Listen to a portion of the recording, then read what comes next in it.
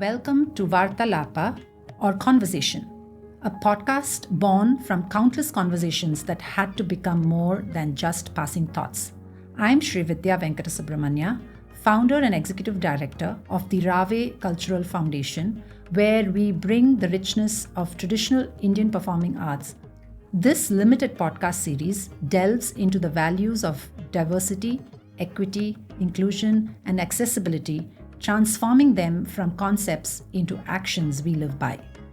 Through stories, shared experiences, and discussions with friends and experts from the community, we explore the intricate world of running an arts and culture-based nonprofit.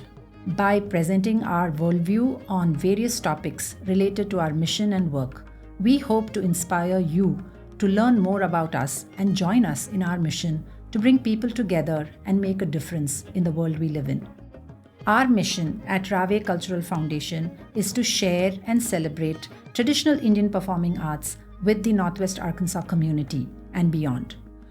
Through real-world experiences, inspiring performances, community showcases, classes, food, or jam sessions, the Rave Cultural Foundation sponsors events, provides education, and offers training in the arts and culture of India. I hope that Rave will leave its impact on our community by normalizing diversity. Okay, here we are again today, and today we are going to talk about a roots story, right? Where we came from, where we all come from, and how we got here, and what we are today, and what's coming up next. So it's all about the immigrant story of the average Indian person, perhaps, who comes here. There are many different stories, but today we'll focus on our stories. Sure. There are many similarities, and yet there are many differences also. Of course. So let's get to it. I'm so happy you're here today, Gayatri. I've known you now for what? More than about almost 10 years or something. Definitely. Easy. Should be, So yeah, and I remember you started your clothes, so you were selling clothes and stuff. And of course our common friend Srividya, she's oh my gosh, we need Srividya to come back to Bentonville, definitely. right? That's what I told her that you should be back. So welcome to the podcast with Rave Cultural Foundation. Thank you, Vidya. Tell us more about yourself. Sure. And of course, my name is Gayatri Govindraj, and my husband, he's an IT professionalist, and I have two daughters, of course. And my older, she's a junior this year, and my younger, she's a 5th grader. Of course, that's all. And I'm running a clothing business here about past 4 to 5 years, and all about Indian clothings, and we particularly focus about our Indian weavers and artisans who are making handcraft products or something, because which I love. Exactly. Even my first preference too. That's where we just we bonded even more.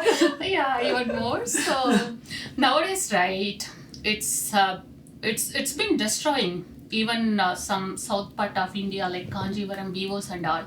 So many people actually, they were close their business because of the everything, like so many inflations and everything. It's been double of the cost and everything. They couldn't survive. And also, right, so many competitions. By that case, even my Kanjivaram weavers, they usually, what they tell us is, we are getting more support from abroad peoples, right? Because they don't think about too much money. They just, valid about the quality, what is done in the product. Yes. So by the case, so we are focusing more on that. Also, we are just dealing with more Indo-Westerns and some cottons, everything. I would call it a family store. Either one thing you will get out. Like all small businesses. Yeah, small businesses. Yeah. Yes. That's all about me. Awesome. Yeah, let's talk more, right? Let's talk more about. Yeah. So, when did you come to the US? Yeah. How did you? My personal story about what I do is in previous podcasts, so I don't want to repeat that all over again. But yes, I also started my Kumon Center, which is a franchise, and then I do Rave Cultural Foundation. I founded this about 6 years ago, and I also mentor women, to succeed, because we're going to talk about why that mentoring is needed, right? Why that support is needed for each other. And I came here 2001. Oh my God. 2 weeks after I got married. Oh my God. Yeah. I got married, and in 2 weeks I was here with my husband. And even though my sister had moved to this country about 6-7 years before I had, it was huge. I moved to Minneapolis in the Midwest, and I didn't even know what all that meant. Like, I didn't know what Midwest meant, what West Coast was, what East Coast. Like, one doesn't know all those things. One just knows it's America, and one knows New York and California. That's it. Pretty much what people know about India, we know about the US, I suppose. And we came here, and my husband was on an H1 visa, which is a work visa, which is a very, very restricted visa, when it comes to work. It has a certain description of the work you can do, and you have to stay within that. You cannot apply for other jobs. You cannot really move around. You really can't do much. And I therefore was on a spouse visa, which is the H4. And I had been working in India before I came here. And then I came here, and my husband said, no, you can't work. You can volunteer if you want, or you can study if you want, but you can't work. And I was like, really? Why can't I work? Because one doesn't understand these things. And then, of course, I enrolled in my third master's degree. It was actually a PhD program I registered in, because I already had 2 master's degrees in language teaching and learning, and one from India, one from Spain. I had gone to Spain for a year. So I didn't know what else to do, because I wanted to teach, I wanted to work. And so I got into the University of Minnesota in the PhD program, and therefore I student taught, so I was TA in the Spanish department. I would teach Spanish, and then I would work on my curriculum and instruction work. And and then, it unfolded. But yeah, this was more than 20 years ago. Yeah. And I think it took us about, I want to say 6 years or something to get the green card. The green card. Oh, I think at that time I could be off a year or two or something, but around that much time, because that's what led us to be able to move outside of the company where Arun was working at that time, and we moved here to Bentonville, Arkansas, and here we are. Nice. What about you? Nice story, yeah. Yeah, I also the same story, like almost the similar story. Even I just came with H4, which means I'm dependent of H1B. My husband also, he used to be working Cognizant through Walmart, and he has got a H1B visa. By the case, even I had to, came with him. And even in India, I used to be a teacher, like 11th and 12th math and English teacher. Lovely. Yeah, teaching, as you said, teaching is my passion, and I like to teach kids. And after that, once we came here, and obviously I'm not supposed to go job or something, since it has some particular restrictions that we should have to follow it. So I couldn't work, and I was super bored sitting in one place and without knowing people. Right? Yeah. It's totally a new place. Yes. Hence, I came 2013 direct to Bentonville. Still, I'm in Bentonville. That's another story. So, I didn't know anyone here, because my husband, he just bring me as it is. Just come, let's see. Yeah. Right? I mean, that's our figure it out culture also, something. right? Yeah, that's our culture. You get married, you move in with the husband and his family, Yeah, exactly. And, by the time I was having my older daughter, so I couldn't, So I just came with him, and after only I have got my second kid. So yeah, about So 2 your to 3 years. older daughter was born in India. Exactly. And the My younger younger one one, is- she born here. So over the 2 to 3 year period, I was just doing Right. babysitting, taking care of the kids, like that. By that time, right? And all by yourself, because Exactly. you Yeah. don't have community support. Exactly, and- because here, right, we have to take care of everything, whatever it is. Even if you are doing job, you have to do household things, everything, you have to take care of it, right? That's a big problem, even I should say. But anyway, we have to manage. So that's what it was gone. Then I was getting super tired of doing that, and I just wants to do something. So I was started my just volunteering kind of a stuffs with Tamil school, NWA, Tamil education. Right.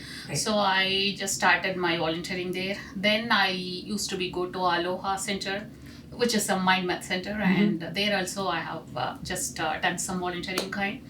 Then I have got my EAD thing and everything, like legal for working. Then I was started my career, like a temp job kind of was started. Even by that time, what was happened is my visa, everything is, by that time EAD was, the valid was done. Then we'll have to renewal, and we have to wait for some time. Once I have started working, right, I couldn't sit in place. Oh my God, why? But legally we are not supposed to work. Yes. Yeah. Yes. Then I was waiting the approval time. Then I thought, okay, we have to do something continuously. Okay, let's start the business. By the time I was started a very small thing, let's see, exactly that time was COVID. People, they couldn't travel much and they couldn't get stuffs from India or something. So courier, everything was, it was Right. right. By the time everything has been restricted and too much things will happen. Okay, let's try. We'll start our thing. Then I have started about 2020 kind of a thing. January onwards, I have got my again valid. Yeah, you got your valid document finally. Valid documents. Then I have got my license, and now okay, let's do your own. That is how it was started. Then by God's grace and supporting of great NW people, of course you. I would like to definitely. I'm just crazy about, I grew Mention. up, my father, so my father was the one, I've told you this before also, I think, but yes. my father was the one who bought the sarees in the house. Like Exactly. he was the one always, anybody's wedding, he would first of all buy my mom 3 sarees every year. One for her birthday, one for their wedding anniversary, and one for Diwali. Like 3 compulsory. There may be more, Yeah. but 3 compulsory he would buy without fail. Like there was no That's question of him forgetting or like, oh, I missed it or nothing. Every year he would do that.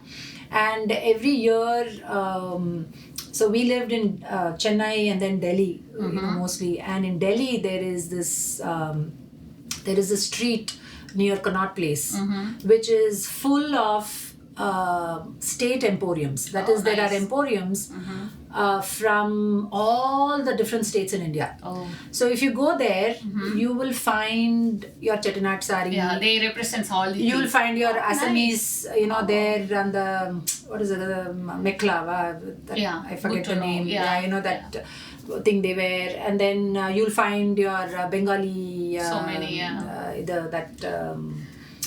oh my gosh. The tassers and, bandinis, and then you'll exactly, so in that one street, you can get every handicraft, hand woven thing from all over India. So he would buy the upada. Oh, nice. I'll never forget that upada saree he bought long time ago. Yeah. It was a beautiful It's a pista very soft green texture and cotton, and which was lightweight. originally a cotton saree. I believe nowadays you get silk upadas. Yeah. But the Which is original, mixed with cotton and silk something. It's been changed. That's what exactly, I it's mentioned. changed so much. You would not get the authenticity right now, because if you see the old Kanjivaram and all, it should be super heavy. Yes. The zari and the texture and the things has been used, mulberry kind of a thread and everything. You can feel that heaviness and everything. Nowadays, right, there are 2 things. First of all, public, they don't want to go with too much heavy, because they they are not supposed to stay long lasting. Yeah. That is the main thing. Quick fashion. Quick fashion, and we also started making the same zari and all. It's pure again, but the texture and all, they Yes, just it has become a lot lighter. Exactly. My wedding sarees and the sarees I bought recently, there's a huge difference. Yeah, that's true. Yeah. Even if you see my mom's sarees, right, you can feel the heaviness of it, right? Yeah. But, yeah. So that's how that love for handlooms and so he would insist on buying only handlooms. And if anything, there should be hand embroidery or some human touch to it. He would not buy purely synthetic, something from the mills or something like that. So we just grew up with that, and that's why I love discussing with you. With somebody with whom I can discuss these things, because not many people, even in many Indians, don't understand. When we are talking about sarees, we'll like Chandramukhi. Absolutely. Yeah. So when we come from that kind of a cultural background where you've grown up in a very free way, with able to express yourself in so many different ways, and then you come here as an immigrant, you come here as a legal immigrant, and there are so many challenges. It's not at all easy, because I have had people here who have asked me things like, oh, you're taking away our jobs and things like that, and I'm like, no, not exactly, because both my husband and I, we worked very, very hard through school.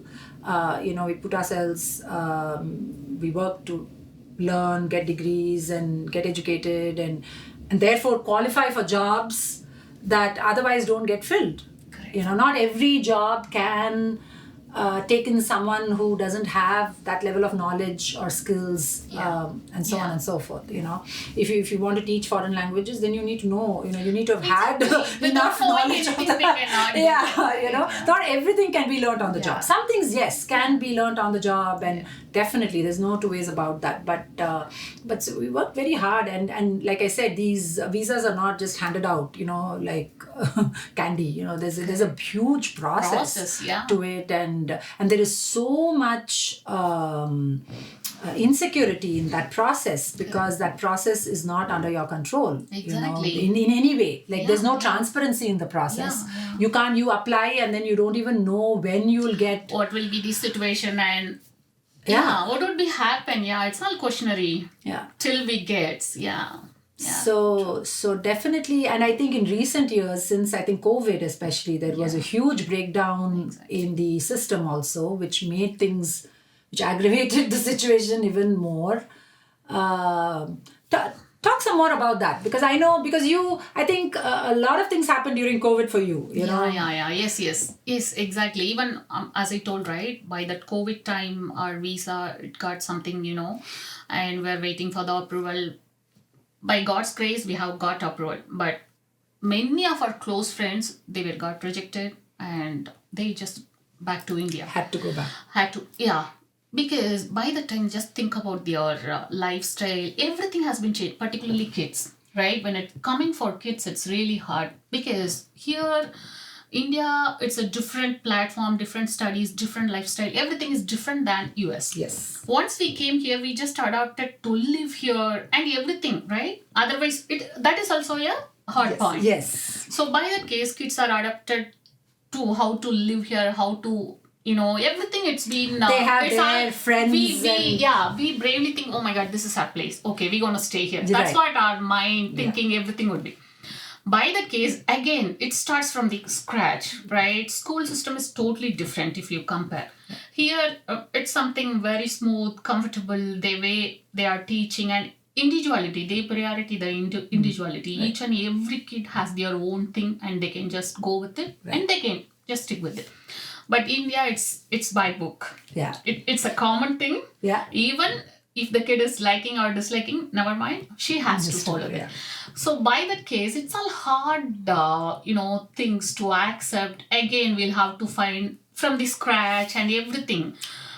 It's more depressing. It's very hard. It's very culturally hard. Everything. And another thing is cultural, right? Here, dress up and everything. Commonly, we are so comfortable, and it's totally different. Yes. Again. again, if you go to India, you have to follow certain things by cultural as well. So many things. Yeah. That's really Those hard. things immigrants are really, still they are getting struggle. Yeah, that is my opinion. Yeah. Right, and yes, and I remember during that time there were a lot of immediate cancellations. There were people who were who didn't have paperwork was had slowed down. The process had slowed down tremendously, and all for very valid reasons. But for an immigrant, who's here on papers, on legal papers, it was a nightmare during that time. Exactly, and I think even since then, I think though yes, I think the USCIS or whatever they have done. USCIS. They have made that some site also changes. was very slow. Due to COVID, right? Everything has been restricted. And if one day if they are working, let's say 10 applications, they by that COVID time barely two only they can do. That was happened. It was, and I think even now we've had cases where people have they're waiting for a renewal. They can't drive. Another thing, right? Thank you for pulling this up. Another thing, my daughters, my older one, she's having something different schedule that we have to take care of the carpool. And of course, my younger one, she's going for a classical academy. There is no bus or something. We have to do it. Without valid license, how would you drive? That's another question. Oh my God, super struggle. And there's no bus system properly. Here, particularly in Winterville, exactly. Here we don't have any public transport service. That everything we have to take care of ourselves. And even biking and stuff like that it depends on where you live still, because the infrastructure is not yet there safely. And weather system also, right? Another thing. That's another problem, because if it's raining, you don't want to send your child out in the rain. So there are all these issues, and very true. I mean, like literally the first thing we've been thinking about getting a bike for my son. He's a junior also in high school, and we've been thinking, okay, we should get him because he can't drive for other reasons. So we were like, okay, let's get him a bike, an e-bike or something.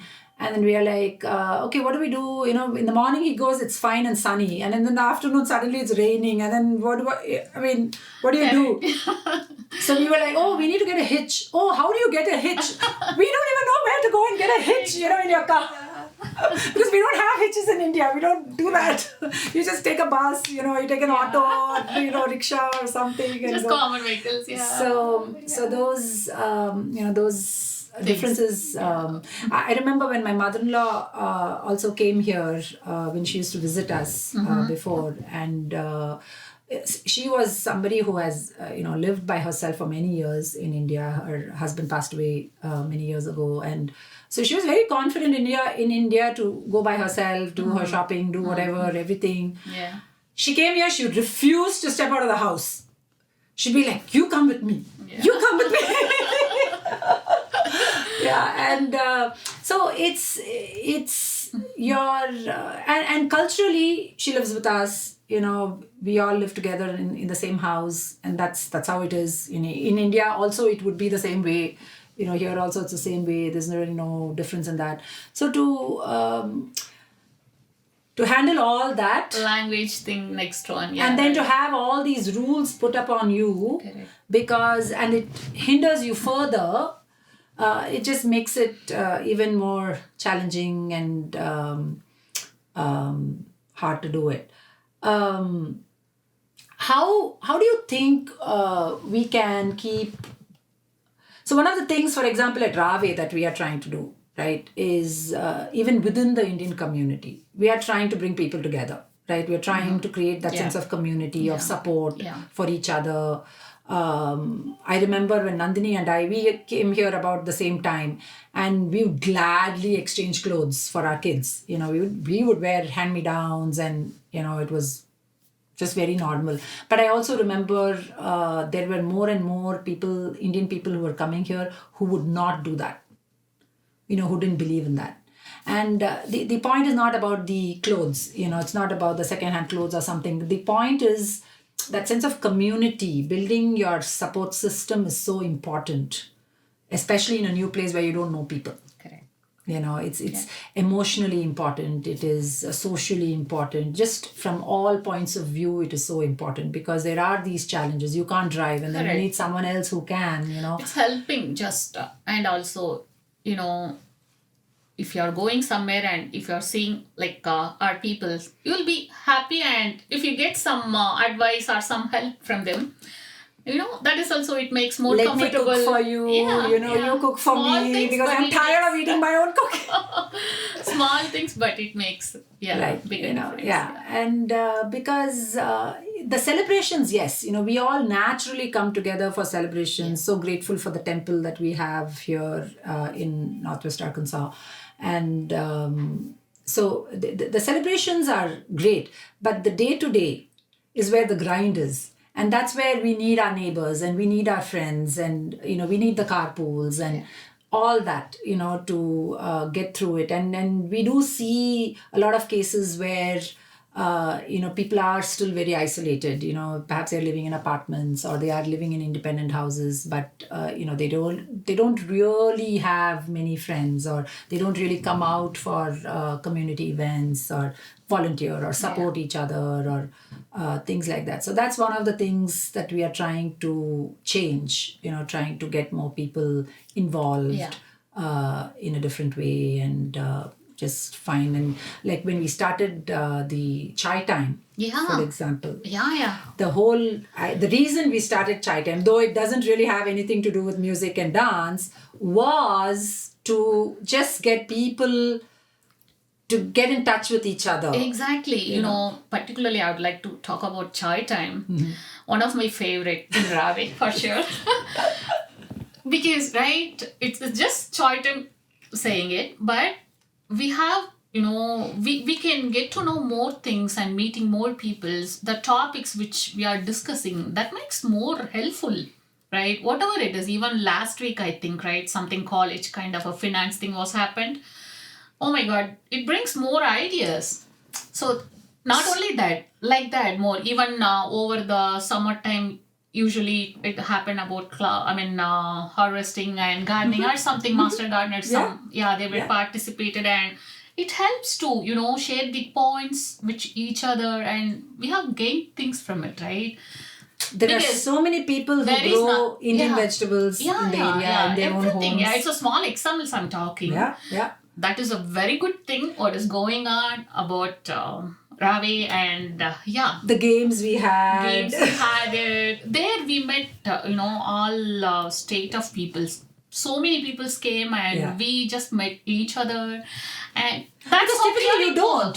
Typically the Tamil people, they stay within their clique, that's how it works. Since it's a community event, there is no possible to meet each and everyone. We didn't even know many of them. When it coming to a common thing like some events, there only we'll get a platform to just know each other and sharing things. There are so many good things. That we can get from others and everything. Even chai also one time I have had. Jaishali ji, she made it. Oh my God, that was fantastic. I have asked, she added some rosemary or something. So, that is how she usually makes at her home.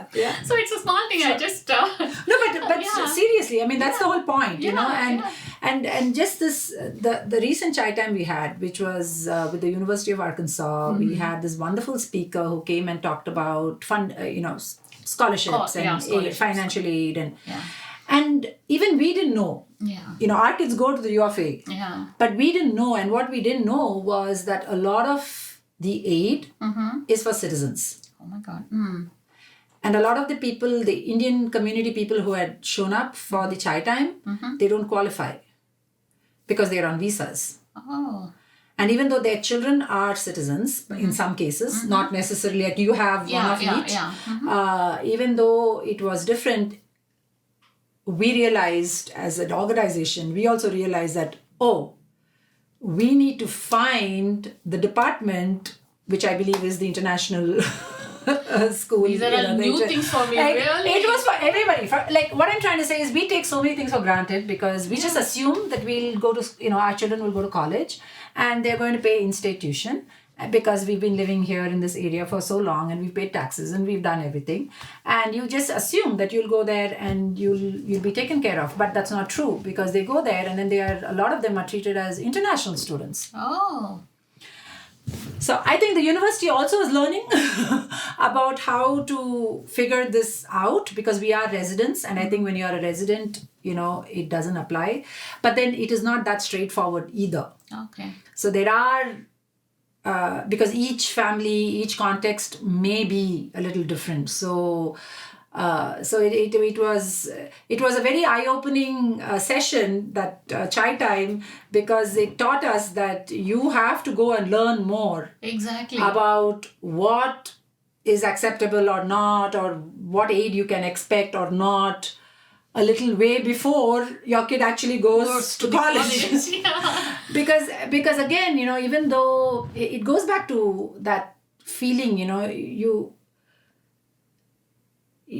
you just expect the normalcy of life, which is your children grow up and they go to college, or because in most Indian families that's just a given. You go to college. No, you're not taking a gap year and go.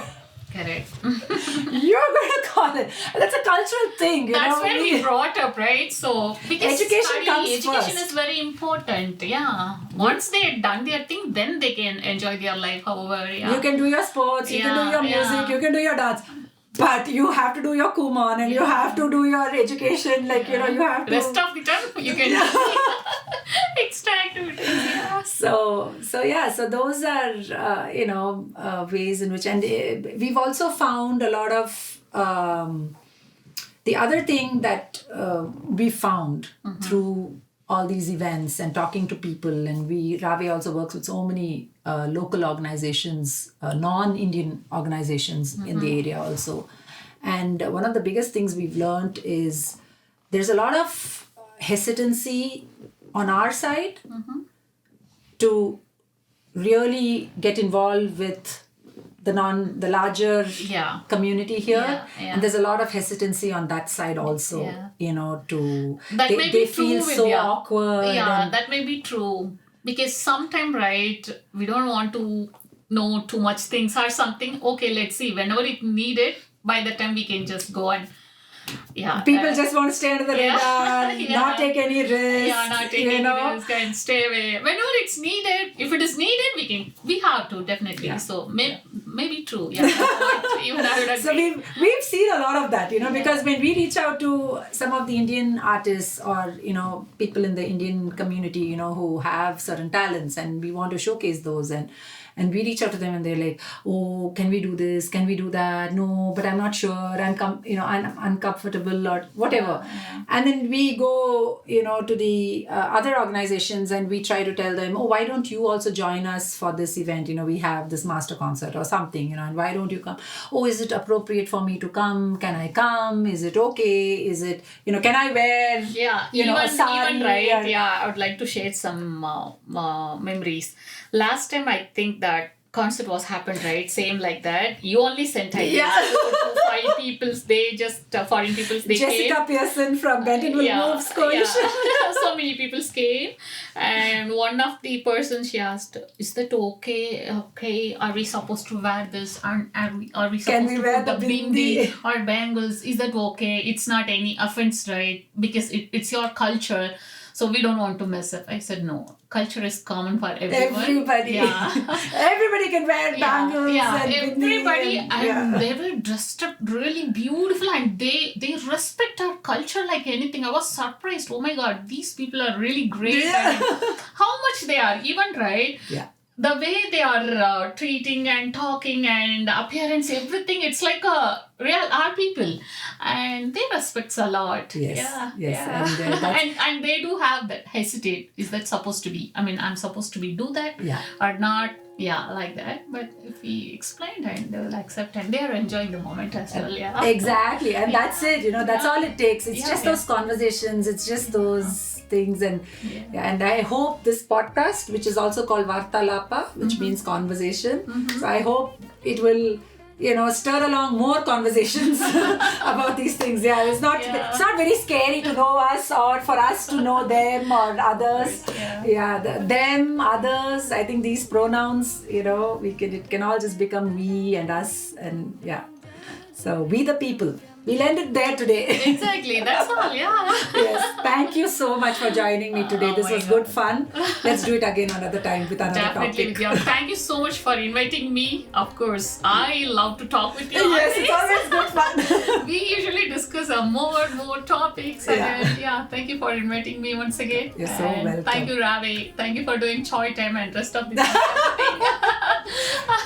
appreciated. We're coming up next month again. Sure, definitely. Anytime with you. Thank you so much. Thank you.